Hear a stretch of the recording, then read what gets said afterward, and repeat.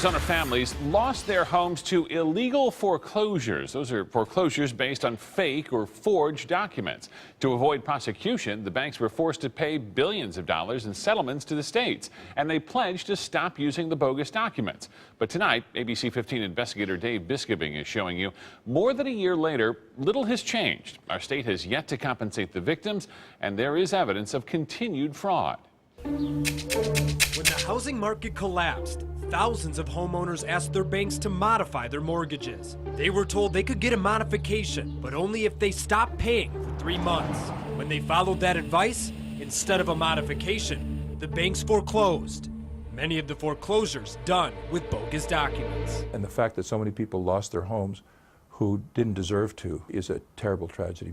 On February 9th last year, Attorney General Tom Horne boasted that Arizona was part of a $25 billion national settlement with 5 of the largest banks. Hopefully to do away with the abuses we've seen. Although the banks didn't have to admit any wrongdoing, Horne announced foreclosure fraud had been stopped, and Arizona would get $110 million from the settlement to pay victims. But more than a year later, victims are still waiting for help. Nothing from the state of Arizona at all. I have yet to see $1 awarded to a homeowner from... Dan McCauley and Beth Finson are 2 of only a handful of Arizona lawyers who fight for the victims of illegal foreclosures. They say what's worse, the use of fraudulent documents hasn't stopped. Not just the financial rape of the middle class, it's a crime. The banks are getting by with murder. Finson and McCauley say they're still getting foreclosure cases with forged documents. And chances are, you know somebody like these folks. Mike Brosnahan, a husband and father of 2.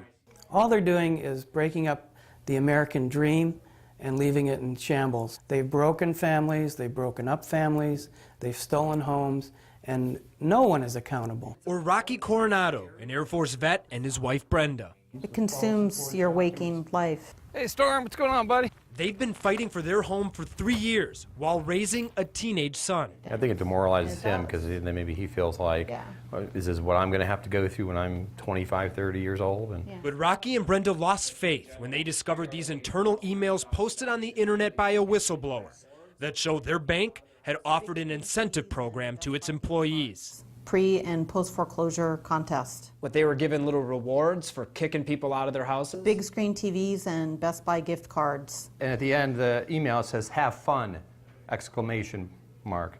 Yeah. Like they're encouraging them, hey, have fun kicking people out of their homes. 3 exclamation points after the have fun. The Coronados and the Brosnahans both insist they're not deadbeats.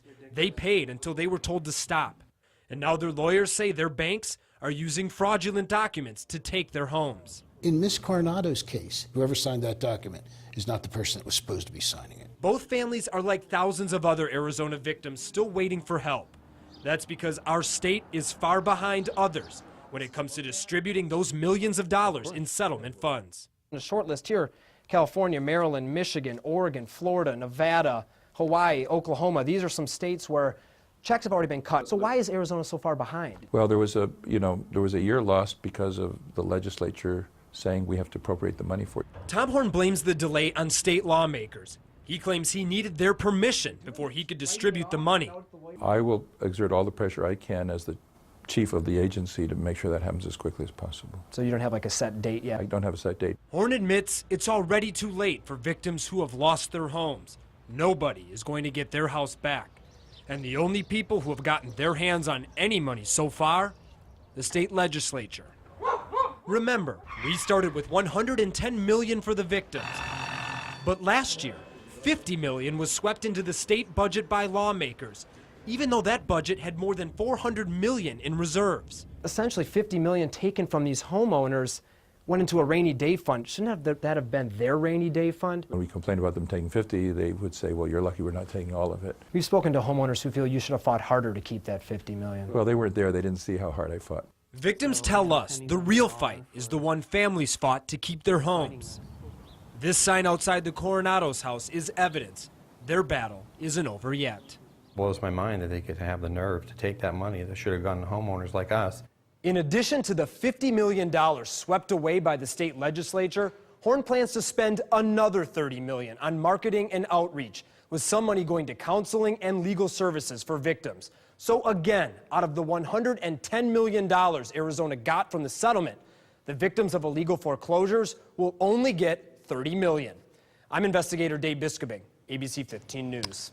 Sounds a lot like the tobacco settlement. Yeah. Same thing happened. States just kind of took the money and swept it into the general kept it fund. behind, yes, and like we saw in Dave's story, so often it's just treated as a document, and there are people and families and children who are missing out on their time in their house because they're kicked out, and somebody's got a gift card because of it. Oh, make me mad. And they make more money that way, too. It's just Exactly. unbelievable.